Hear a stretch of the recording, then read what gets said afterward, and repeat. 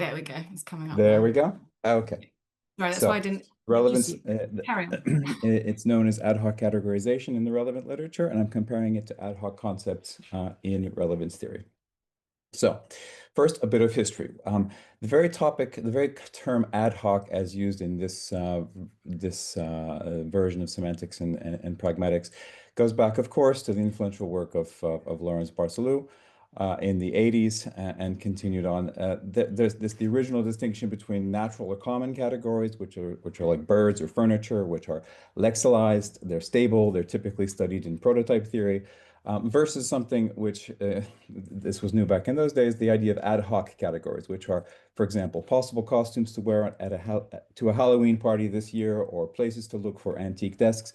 These are categories that are categories or concepts. We'll get to that. Constructed on the fly to achieve a goal, but may persist for longer in the conversation or beyond. They may eventually become lexicalized. So a little bit of research genealogy now. Barcelou's work, of course, has continued apace. Very influential work in psychology and without. It was one of the main, as I understand it, influences or at least one of the inspirations that led within relevance theory to the notion of ad hoc concepts and ad hoc concepts construction. I understand that the word ad hoc itself can be traced back to Barcelou. And this is, of course, given rise to the field of lexical pragmatics. But there's another strand of work, not in RT, but I would call it RT friendly, which works on ad hoc categorization or ad hoc category construction. It's mostly led by Caterina Mari from the University of Bologna. And this is typological work, corpus-based work, interactional linguistic work. But it seems to me that they're onto something that's a little bit different and maybe can be useful as a way of informing the lexical pragmatic literature within RT, as well as the RT approach can be useful in explaining the kind of phenomena that they're looking at. So to make it more concrete, first of all, what are ad hoc concepts in the RT sense? Well, the idea that the lexically stored meanings of words are pragmatically fine-tuned on the fly. Ad hoc concepts are more than just compositionally formed from lexicalized meanings. For example, sure, there's an ad hoc concept of potential sellers of gypsy jazz guitars that are open right now in Warsaw, but in fact, the ad hoc notion within RT, I think one of the main contributions within RT is that even common categories are also adjusted on the fly in context. So decoded content here is just the starting point to which lexical pragmatic processes apply. What do I mean by lexical pragmatic processes? So narrowing, broadening, or narrowing and broadening metaphorical extension. The words listed in bold here, I'm not drinking tonight, of course, could be narrowed to drink star, the ad hoc concept of drink alcohol. Empty can be broadened to relatively empty or more or less empty or empty enough for the given purposes. And with metaphorical extension, if we can just treat it as an ad hoc concept for here. So bulldozer star is a forceful person, let's say. That's, I hope, a fair treatment of the classic RT account of ad hoc concepts. The literature that I'm engaging with here on ad hoc categorization, this is one of their poster examples. So we're in Rome for the weekend. We have plenty of things to do. Visit the Colosseum, go to the Trevi Fountain, and so on. Everything in 2 days. We'd love to meet you for a coffee, though. So here they claim in literature the phrase in bold, including visit the Colosseum, go to the Trevi Fountain, and so on, gives rise to an ad hoc category, tourist activities commonly performed in Rome. Now, the questions I want to address are how does this relate to the mainstream relevance theoretic ad hoc concept? And what are the commonalities, differences between these two approaches and the types of examples that are examined in these two strands of research? So, in their approach, ad hoc categorization has a number of ingredients. There's about 4. So, first of all, you need one or more explicit exemplars. In our case, it's visit the Colosseum, go to see the Trevi Fountain. This gives rise to a superordinate category. Notice the term category, not concept, which includes both explicit exemplars and some additional members. So see the category is tourist activities commonly performed in Rome. And then we have additional implicit members of category C associated with the exemplars by virtue of a shared property that is relevant in the context. So for example, There could be an implicit member walk down the Spanish Steps or various other things that you could do in Rome. And in their recipe, there's also a necessary element, the categorization trigger, as they call it. So some linguistic or paralinguistic element that triggers the process. Here we had and so on. It could be etc. It can be other verbal linguistic cues, but it could also be enumerative intonation. We're going to do this and that, or it can be in writing. They could also use dot, dot, dot, possibly some gestural contributions, but some kind of categorization trigger, as they say. Now, one big difference between these two research strands is the terminology. So let's make peace with that first. Category is used in this literature as a higher order grouping. It's rooted in psychology, more broadly in prototype theory, family resemblance theory, conceptual metaphor theory. They typically use the term category and categories, all the way back to Aristotle, I suppose. In the RT tradition, we tend to stick with concepts as the cross-the-board notion. So in the previous examples of ad hoc concepts, drinking, flat, bulldozer, birds, even though these are predicates and referring expressions and so on, they're all treated as just plain concepts. I understand that's more in the tradition of Fodor, which is more concerned with the internal representations and not with classifying objects out in the world. But after this presentation, I hope you'll consider my proposal that it may be useful in RT to recognize category as a certain subtype of concept, kind of a superordinate concept reflecting the type of the type token distinction. Let's get to an example more specifically.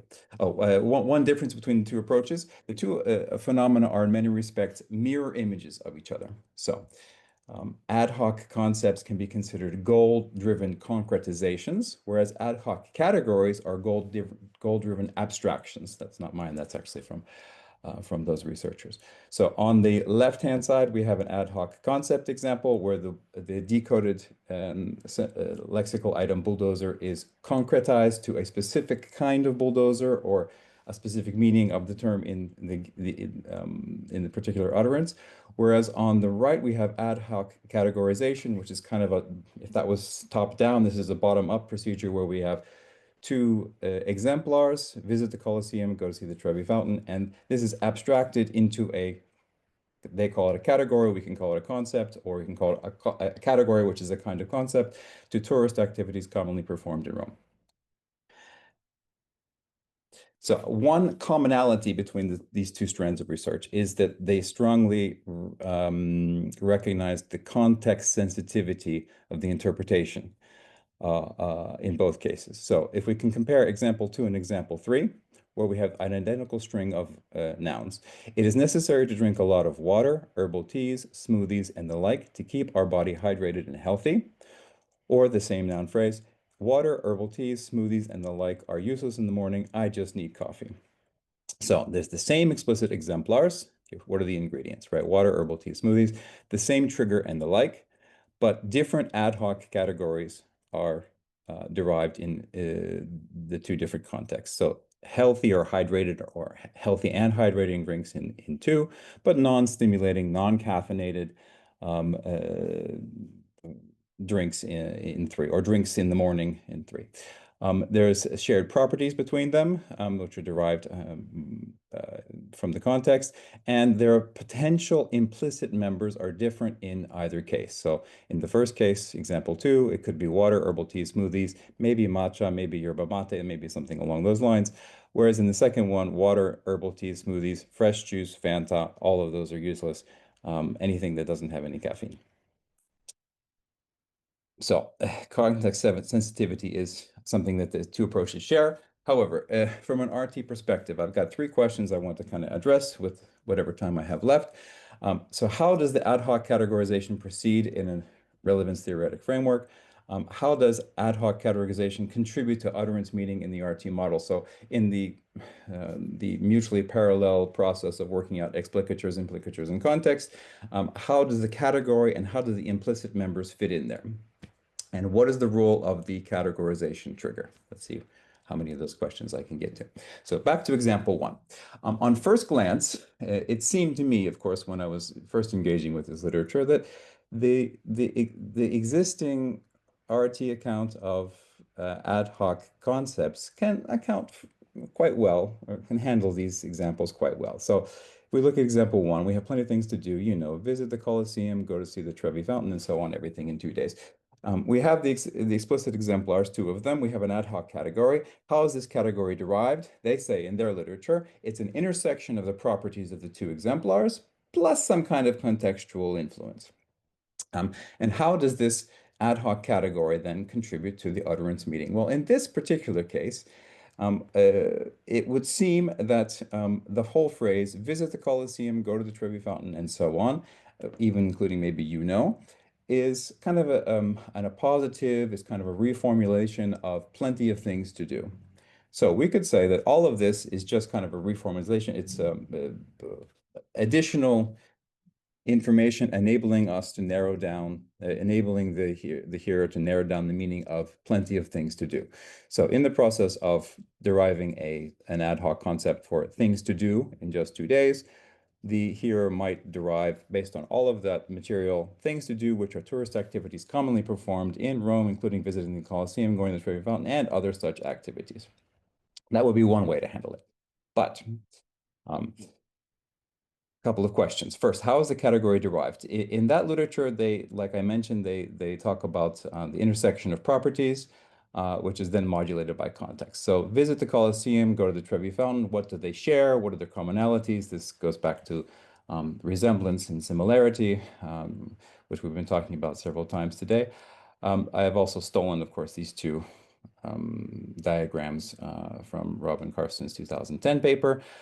There are, of course, cases in which there is no intersection in metaphor interpretation, but in ad hoc category construction, there are cases in which there is no intersection because only one exemplar is provided.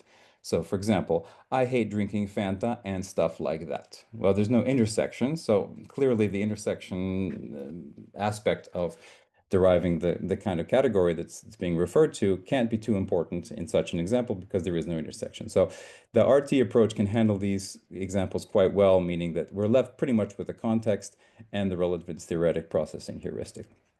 Agnieszka Piskorska and I were also talking about a good example here of I hate drinking water and stuff like that, where the interpretation was people carrying around water bottles senselessly all the time, like it is culturally cool to do these days. Yeah, so there can be quite a large contribution of context to identifying what kind of category is intended. If we can go back to example 2, though, it is necessary to drink a lot of water, herbal teas, smoothies, and the like to keep our body hydrated and healthy. The bracketed phrase is decoded. It's part of the logical form, and it occupies a syntactic and a semantic slot. But the ad hoc category, healthy and hydrating drinks, is not a decoded part of the logical form, right? There's no drinks that's being broadened or narrowed into healthy and hydrating drinks. It's not a semantic argument, but it's kind of brought in through the back door, is how I've described it. In the relevant literature that I'm talking about, they have proposed quite convincingly an indexical semantics analysis of such things, where the semantic the logical form, as we would call it, of this utterance would be something like, it is necessary to drink a lot of X, where X is some combination of members of C, where C is a set including water, herbal tea, smoothies, and at least one other similar member, or similar in some respect. How would this play into explicatures, implicatures, and what role do the implicit members play, as I've asked before? Well, to answer that question, I've been working under an assumption that we can draw upon one of the examples from the original Relevance book, which I assume most of you are familiar with. So example 4, would you drive a Mercedes? Peter asks Mary. Mary responds, I wouldn't drive any expensive car. Notice how this example is relevant. It's not an example of ad hoc category construction, but there is a category. There's a type token relation here. There's Mercedes as a car and expensive car as a category. A understanding, at least successfully, according to this interpretation, Mary's response involves identifying Mercedes as a token which can be ascribed to the category of expensive cars. And in the classic 1986 interpretation, we have Mary would not drive any expensive car, would be the explicature. An implicated premise would be a Mercedes is an expensive car, recognizing the type token relation. And an implicated conclusion would be Mary wouldn't drive a Mercedes. So we can also think about if we have a category that's mentioned and one token is mentioned, perhaps that raises the salience of other tokens. So perhaps there's much more weakly communicated implicatures of the form Mary wouldn't drive a Porsche, she wouldn't drive, a Maserati, she wouldn't drive any other expensive car, at least expensive cars that would be salient in the context. Taking that as a kind of a guideline, I'd go back to an example of ad hoc category construction like this. We had the trip of a lifetime. We visited Paris, London, etc. The ad hoc category here is perhaps European capitals, perhaps Western European capitals, perhaps places where Americans typically visit when they're on a trip around the world. In any case, I would propose that we analyze this example as giving rise to an explicature along the lines of we visited Paris, London, and some other plus a slot, an indexical for this category. Could be Western European capitals, and then given that slot and given that extra that implicitly identified category, there could be some possibly weakly communicated implicatures of the form. We visited Rome, we visited maybe Tokyo, we visited, depending on which category is identified. That's my working version of how this might work. The last question I was going to ask, I don't have much time to talk about it though, is what's the role played by the categorization triggers, as they call them, such as and the like, etc., and so on, or perhaps intonation, or perhaps ... in writing and so on. What I'm working on developing is a kind of identifying a continuum between conceptual and procedural meaning in such categorization triggers. And stuff like that, for example, seems to be one that's quite conceptual. The stuff gives us the indexical slot that we need for the category, whereas ones such as etc. or ones in other languages seem to be kind of fossilized and working procedurally just as an inexhaustive, a marker of an inexhaustive listing. And there's also some interesting stuff to be said about the cross-linguistic semantics of specific elements. I don't have time today to talk about them, but between the semantics of also in English versus continental European languages, among others, or there's also inclusive or inexhaustive listing meanings of or in some European languages. I will even admit that this was what got me into the topic. I have a paper on this coming out on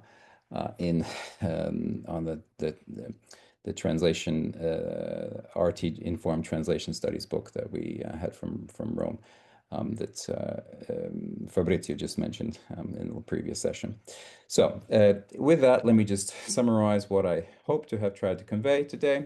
Preliminary conclusions of what I've been working on. So ad hoc categorization is closely related to ad hoc concept construction. They show similar context sensitivity, but there are some important differences.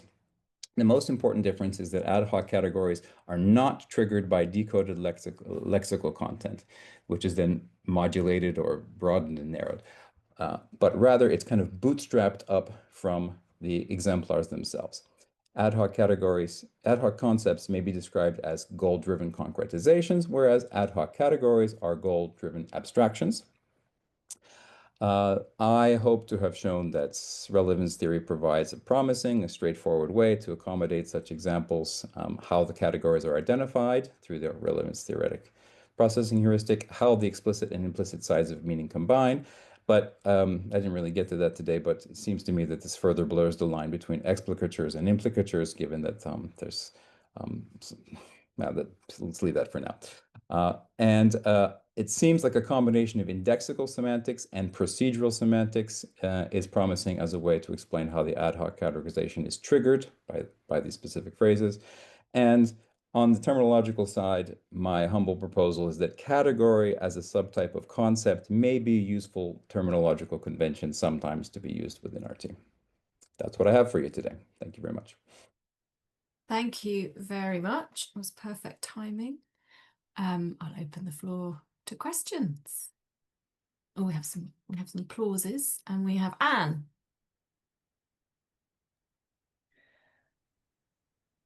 Thank you. That was very interesting. I have also thought about some of this stuff in terms of the discussion of so-called general extenders, the literature on extenders, which are these phrases like, and things like that, and so on. But my specific question to you is this: I was wondering why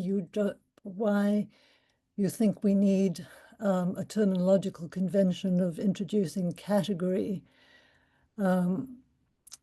Why didn't we just talk about superordinate concepts and hypernyms and hypernyms?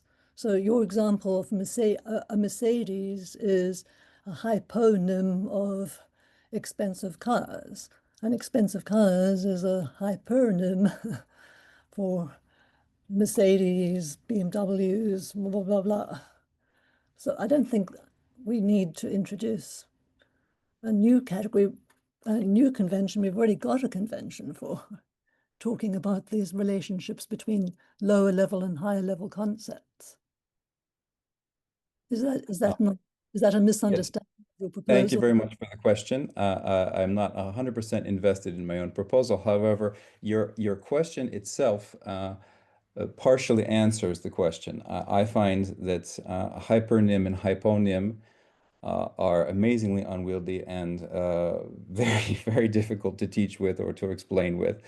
The superordinate concept is also very useful, and that possibly would be the way to go. However, given the prevalence of the term category in this literature, it seems useful for me to use category as a synonym for superordinate concept. That's my proposal. I'm not married to it, but it seems to me like it's a very convenient way to describe these things. But thanks for the question. Thank you. Xin.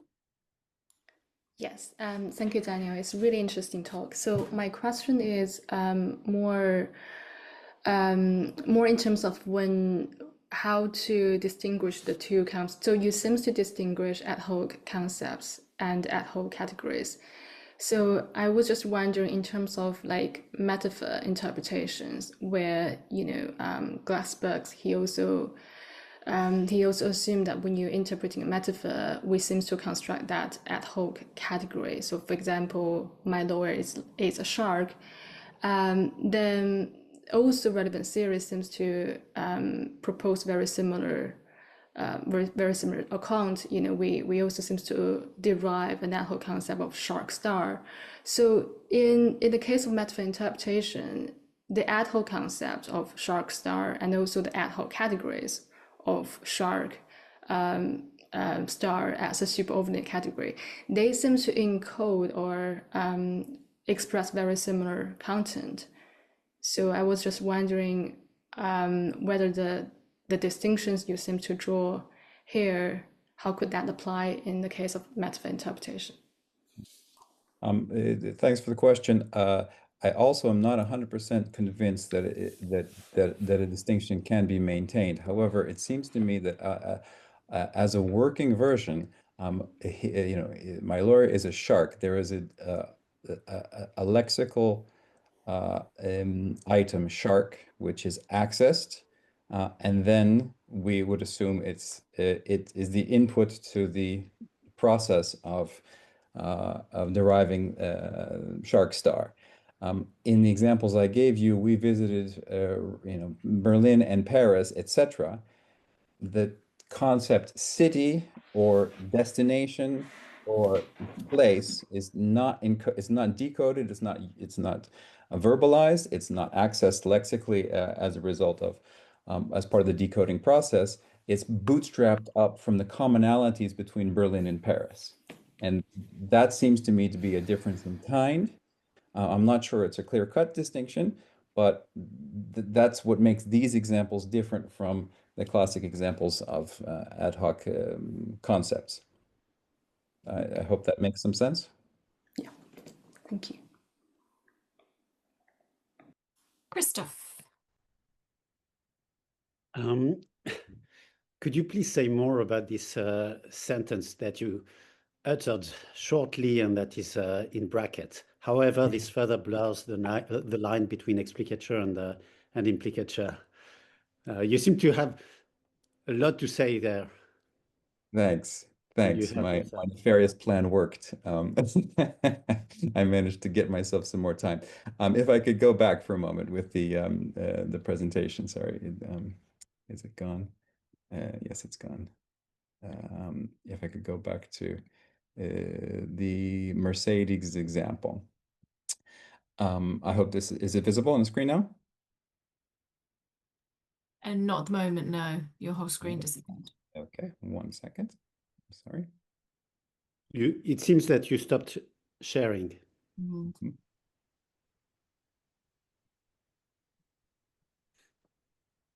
It's coming back. Mm-hmm.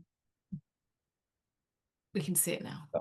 So this is the Mercedes example from Suburban Wilson. I've always been a bit confused by this example and similar ones, meaning that if how do we know the difference between an explicature and an implicature? An explicature is fleshed out from the logical form, which was decoded from the actual verbalized material, let's call it. So I wouldn't drive any expensive car gives us the semantic skeleton upon which we derive an explicature, which is listed here in natural language, but it's not in natural language. It's in the language of thought. Mary would not drive any expensive car, right? An implicated premise, a Mercedes is an expensive car. Notice that that implicated premise shares no part which is the same, or it's no subpart of the explicature, right? But the implicated conclusion, Mary wouldn't drive a Mercedes, is a large part of the explicature with one piece swapped out. And to me, that undermines the distinction between an explicature and implicature. If an implicature can be partially derived from the logical form, but with one piece swapped out, then it's kind of partly an explicature and partly an implicature. And the reason I've had those sorts of doubts because I've been trying to work on information structure within RT, and this kind of idea that the focus swaps out a piece of the explicature leaves me with a question of, well, what's left then? If we have a piece of an explicature and a piece of inferential material that goes into that slot, what do we have? Is it an explicature or an implicature? That's where I am with that topic. Maybe you can help me sort that out for myself. I wish I could. Thanks. Robin.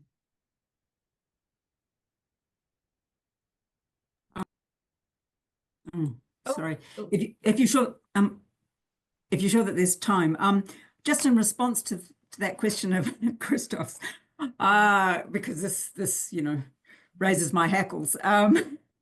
The implicated conclusion there, Mary wouldn't drive a Mercedes, is derived inferentially entirely, isn't it? You wouldn't derive that from the logical form just by fleshing out the logical form. I wouldn't drive any expensive car.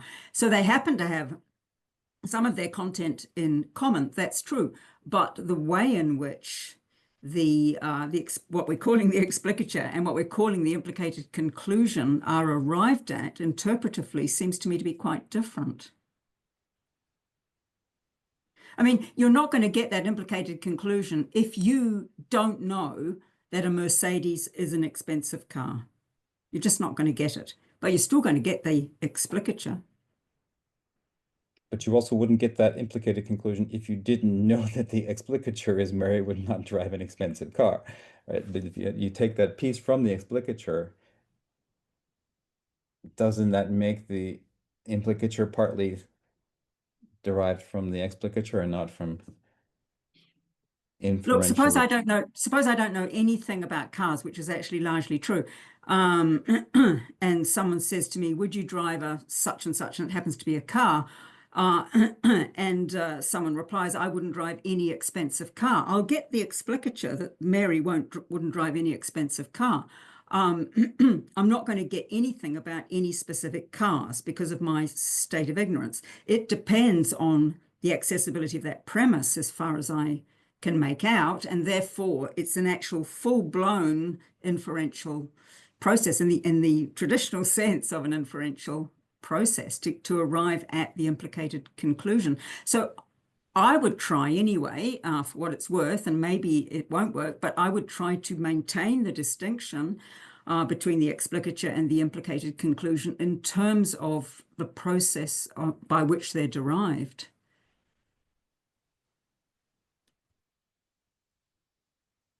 No good? Okay. Thanks for that guideline. Yeah.